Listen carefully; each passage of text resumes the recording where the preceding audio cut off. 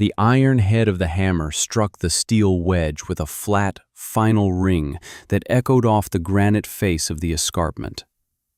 A thin line, a fissure no wider than a hair, appeared in the stone. Elias ran a gloved finger over it, feeling the faint vibration of a deep-seated tension released. Beside him, Boro, a great, quiet dog with the coat of a wolf and the eyes of a scholar, shifted his weight on his paws, his tail giving a single, thoughtful thump against the dusty ground. The dog had been watching him for 3 hours, a silent partner in the slow, arduous work of cleaving rock from the earth. Elias repositioned the wedge, lifted the hammer, and struck again. The sound was the only punctuation in the vast, quiet landscape of late summer. This was the first stone, the cornerstone. It was 4 feet long, 2 feet wide, and nearly as thick. It weighed more than he did. He didn't look up when the sound of a wagon creaking on the path below interrupted his rhythm. He knew the sound. It was Mr. Gable, his nearest neighbor, a man whose spine had been permanently curved by 70 years of hard seasons. The wagon stopped. Boro lifted his head but didn't bark. He knew the sound too. A long silence passed, filled only by the wind sifting through the pines. "What in God's name are you doing, boy?" Gable's voice was rough, like stones grinding in a riverbed. Elias finished setting a second wedge before he turned. He wiped sweat from his brow with the back of his wrist, leaving a smear of granite dust. "I'm building." "Building what? A tomb?" Gable gestured with a leather-worn hand at the excavation Elias had spent the last month digging. It wasn't a hole for a foundation, not a proper one. It was a deep, rectangular pit carved directly into the hillside, terminating at the base of the granite cliff face. Above it, a shallow cave, more of an overhang, gaped like a mouth. "You've dug yourself a grave, and now you're quarrying your own headstone."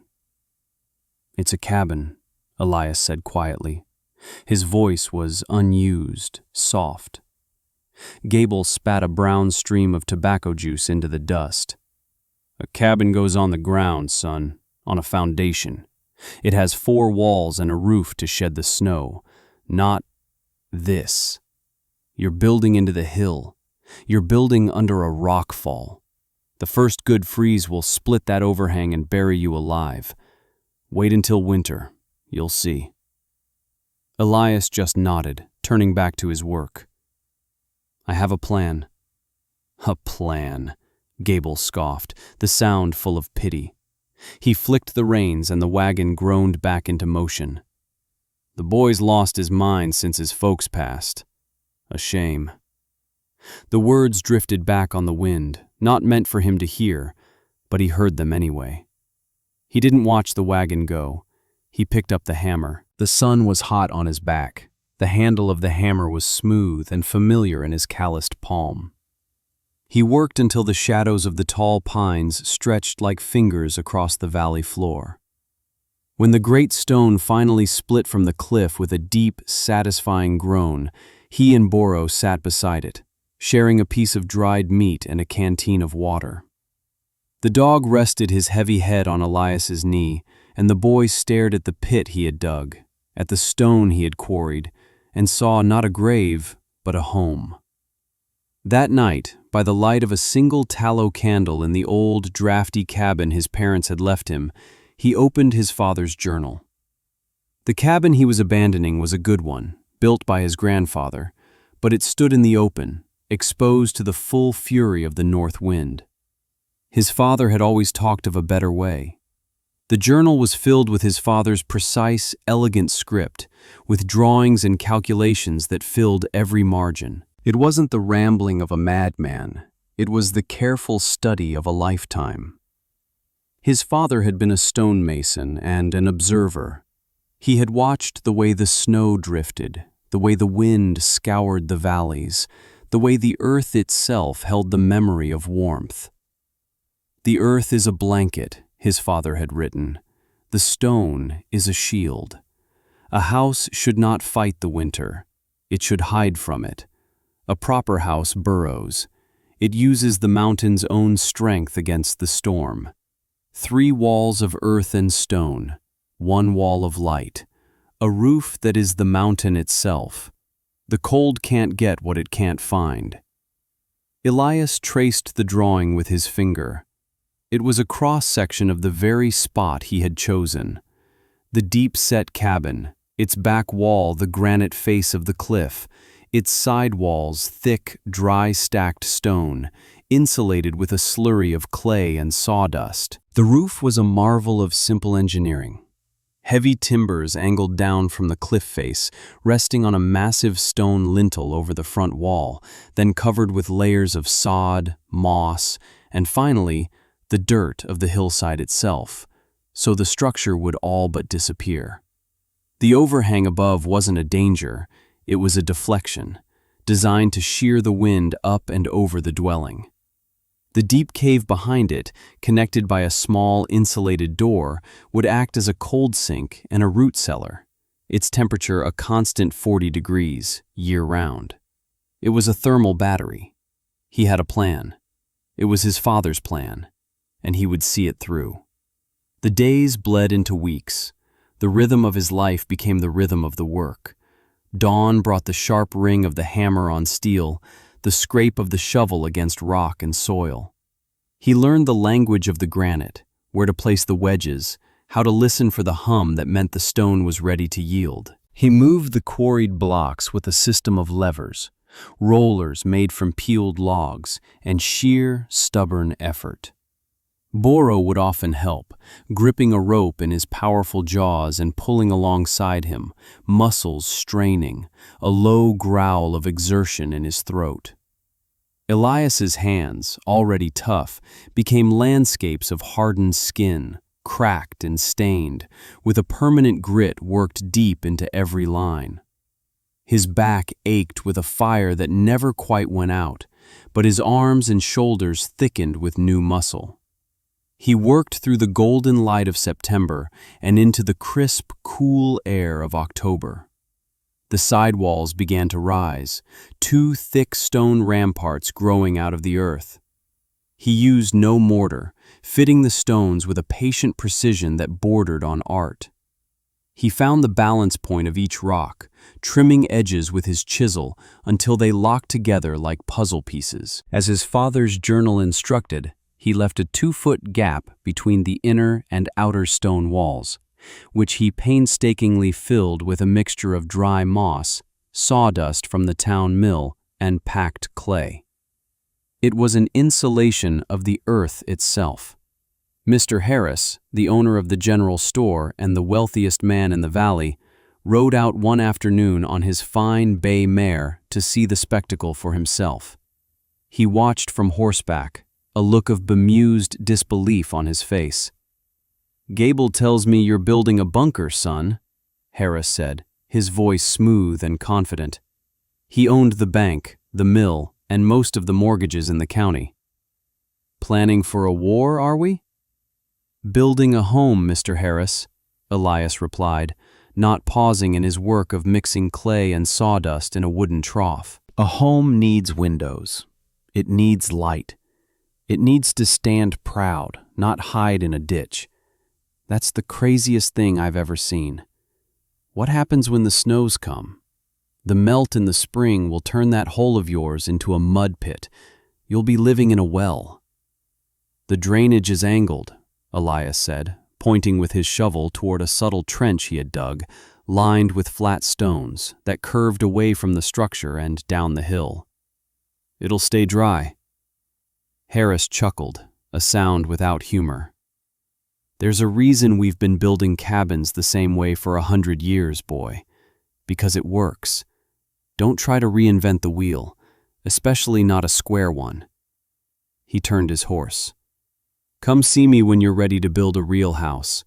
I'll extend you some credit. We can't have your father's son living in a hole in the ground." The offer was meant to be kind, but it felt like a dismissal.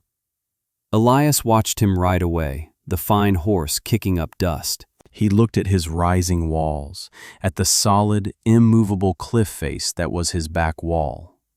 This was a real house. It was just a different kind. Not everyone was a skeptic. Lena, Mr. Harris's daughter, sometimes came with him when he made his weekly trip to the store for supplies. While her father discussed accounts, she would walk over to where Elias was loading his wagon with flour, salt, and blasting powder. She never mocked. She asked questions. "How do you get the stones to fit so perfectly?" she asked one day, her eyes on his bandaged hands. "You listen to the rock," he said simply. "It tells you where it wants to go." She smiled, a small, genuine thing. "My father says you're stubborn." "He's right," Elias admitted. "He also says you're a hard worker," she added, her gaze lingering on the cabin site visible high up on the hillside. "I've never seen anyone work like that."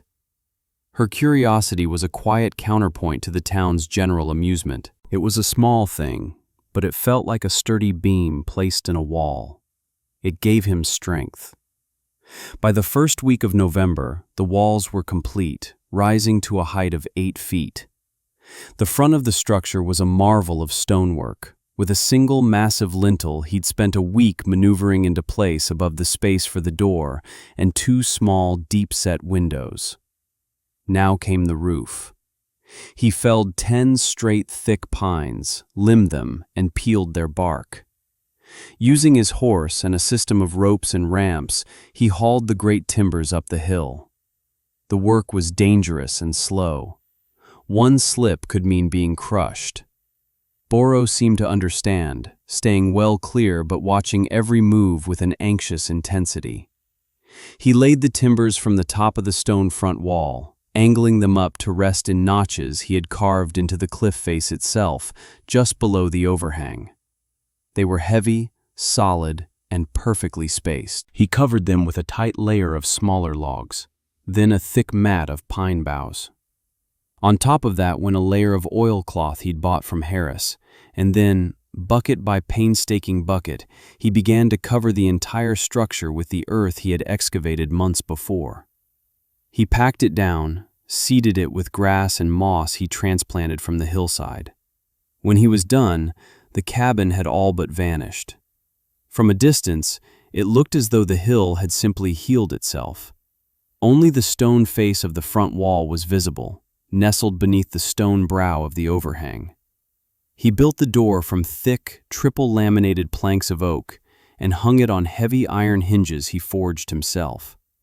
The windows were small panes of real glass, a significant expense, but he set them deep into the stone wall, creating sills nearly 2 feet deep. From the inside, they looked like bright portals into another world. The last task was the chimney. He built it with the same care as the walls, a column of stone running up the interior of the front wall, its flue narrow and efficient, designed to draw hard and throw as much heat as possible into the room. He moved in on the day of the first snowfall. It was the 3rd week of November.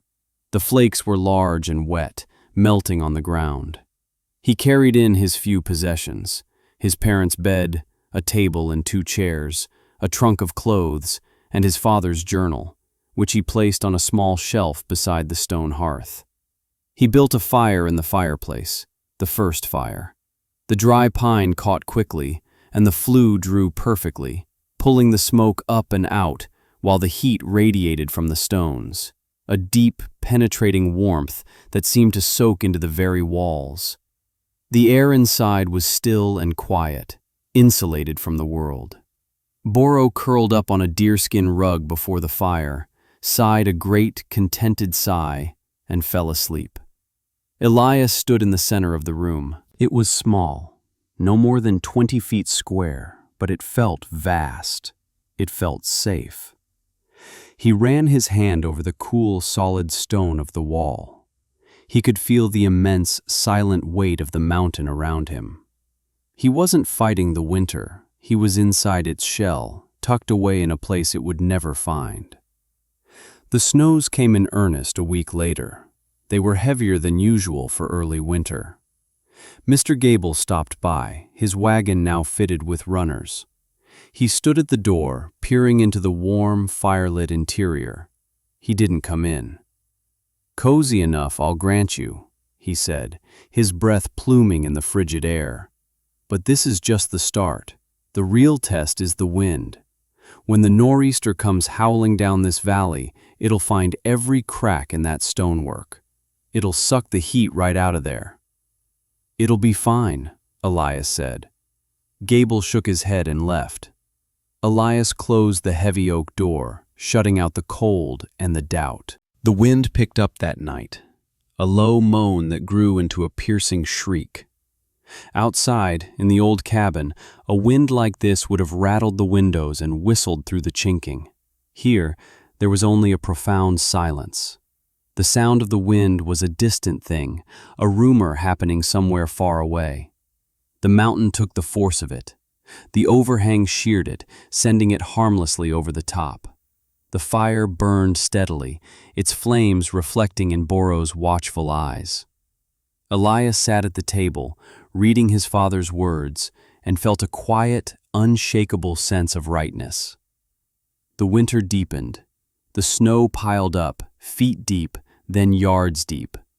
The valley turned into a world of white and gray. Elias's life settled into a new routine. He had laid in enough firewood to last 2 years, stacked in the dry cave behind the cabin. He had smoked meats, barrels of flour and potatoes, and salted fish. He and Boro would venture out on snowshoes to check his trap lines, but mostly they stayed inside. The small windows let in a soft, diffused light, and the fire was a constant, cheerful presence. The temperature inside the cabin never dropped below 60 degrees, even on nights when the mercury outside plunged to 30 below zero. The stone walls and the earth itself held the day's heat and radiated it back through the night. It was exactly as his father had described. In late January, the sky turned a strange, bruised yellow. The air grew heavy and still. Boro became restless, pacing the small room and whining softly, his ears flat against his head. Elias went to the door and looked out. The world was unnaturally quiet. There was no wind, no birds. Even the squirrels were silent. He had seen a sky like this once before, as a small boy. It was the precursor to a blizzard that had stranded his father in town for 4 days. This felt different. It felt worse. He checked his woodpile, brought in extra water from the well, and secured the shutters over the windows. He trusted the dog's instincts more than he trusted the sky. The snow began that afternoon. It was not a gentle flurry.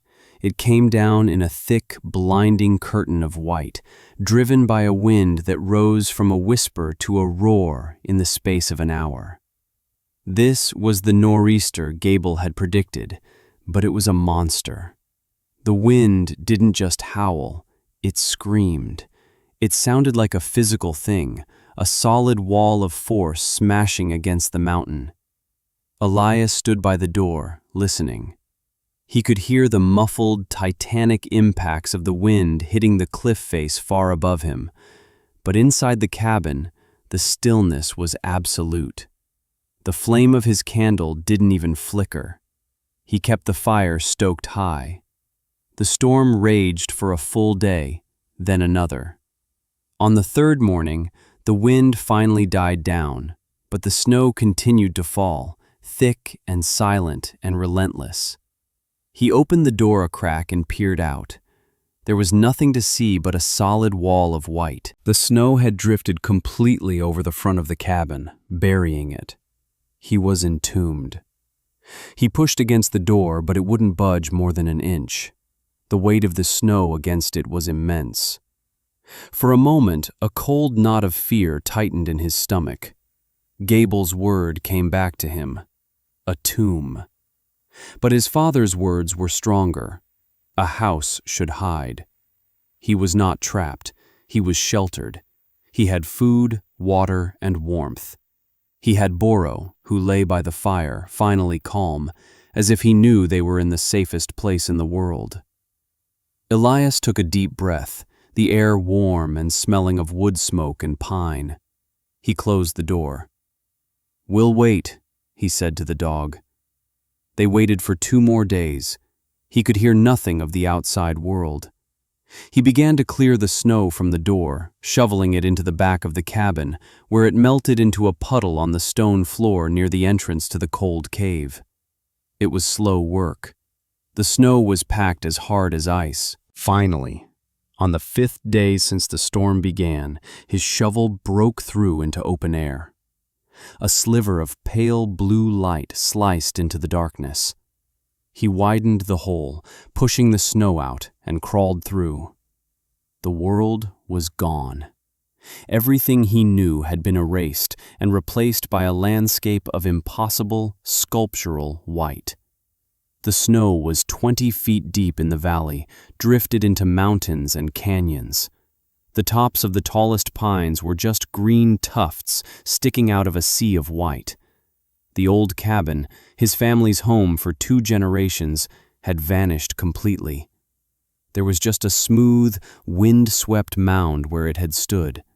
He looked toward the town, but there was no town. There were only more mounds, more drifts, more silence. A profound, aching loneliness washed over him. He was the only person left in the world. Boro pushed his way out of the tunnel and stood beside him, whining softly and nudging his hand. Elias knelt and buried his face in the dog's thick fur. "It's just us," he whispered. But then he saw it. A thin, dark line of smoke, rising unsteadily from a drift a 1/4 mile away. It was from the chimney of the gable house. They had survived. He had to get to them. He fashioned crude snowshoes from barrel staves and rope. The journey was a brutal, exhausting struggle. The snow was a treacherous, shifting terrain. What looked solid would give way, plunging him waist-deep into powder.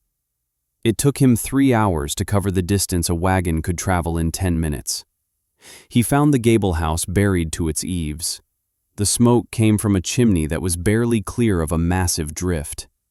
He dug his way to a 2nd-story window and hammered on the glass. Mr. Gable's face appeared, gaunt and gray with shock.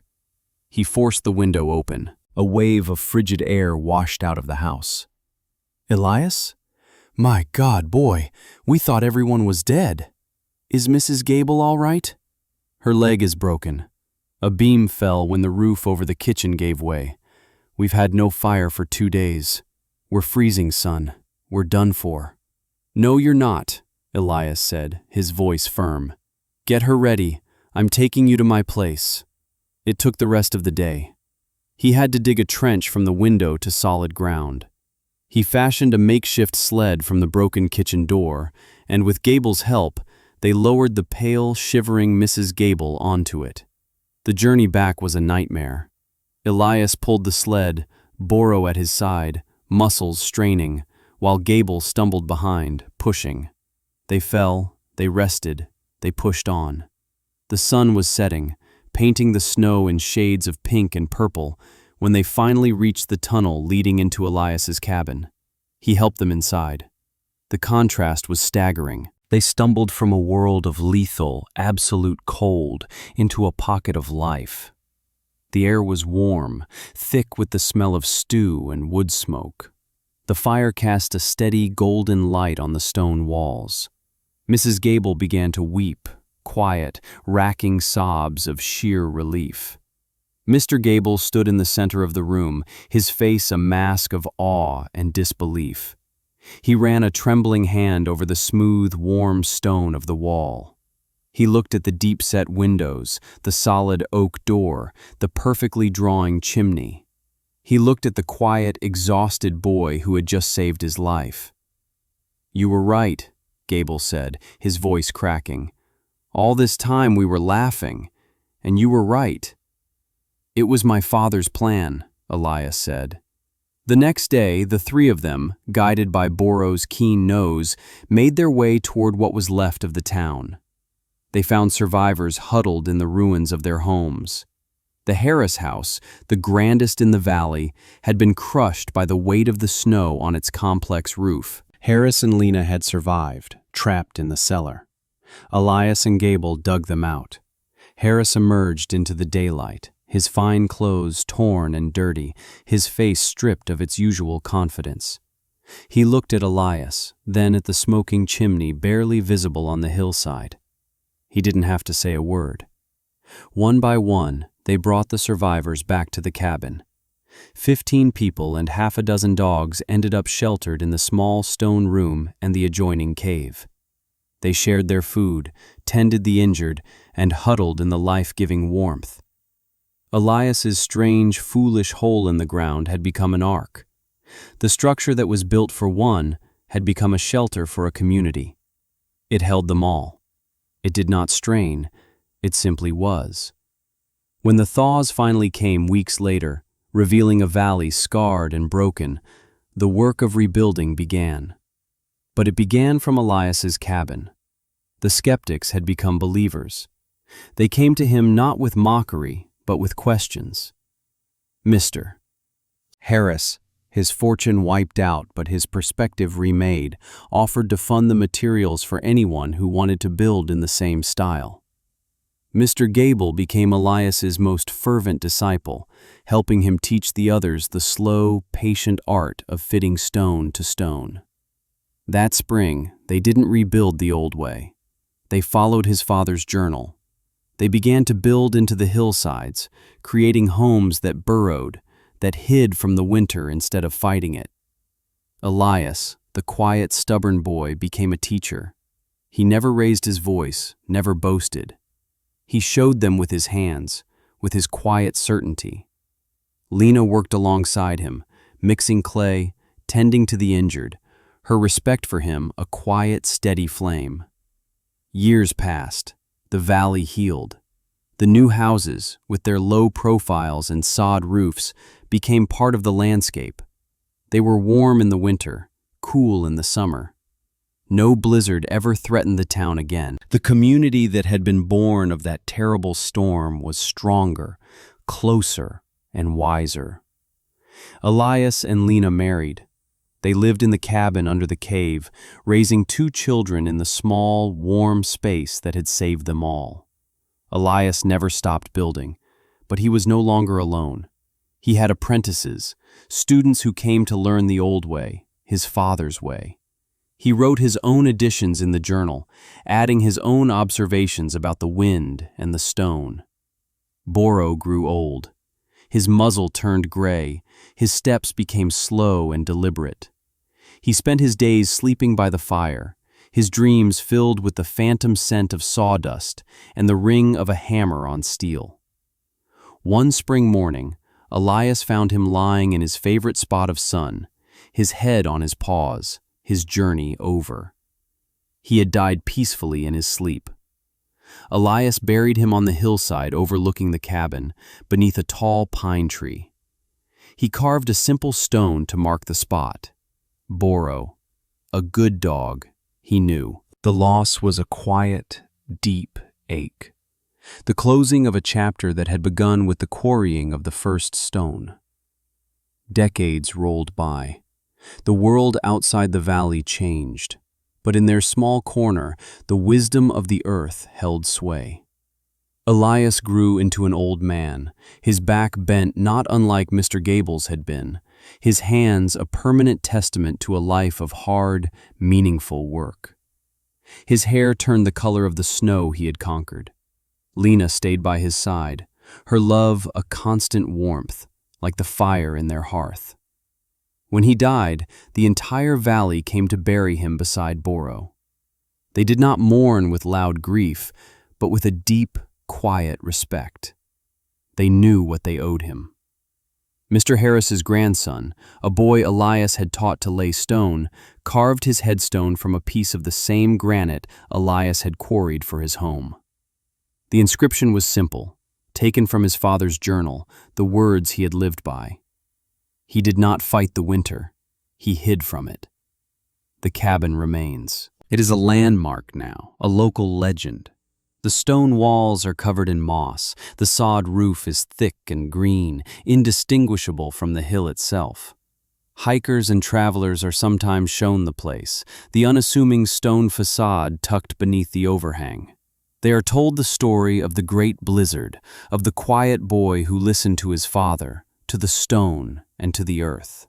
They run their hands over the cool, perfectly fitted rocks and feel the deep, unshakable peace of the place. They feel the strength. Inside, the air is still and smells faintly of wood smoke, a ghost of the countless fires that burned there. The hearth is cold, but the warmth seems to have soaked into the very fabric of the structure, a permanent legacy of shelter and survival. The cabin stands not as a monument to one man, but as a testament to a simple, profound idea: that true strength is not found in defiance, but in understanding. It is a quiet lesson, written in stone.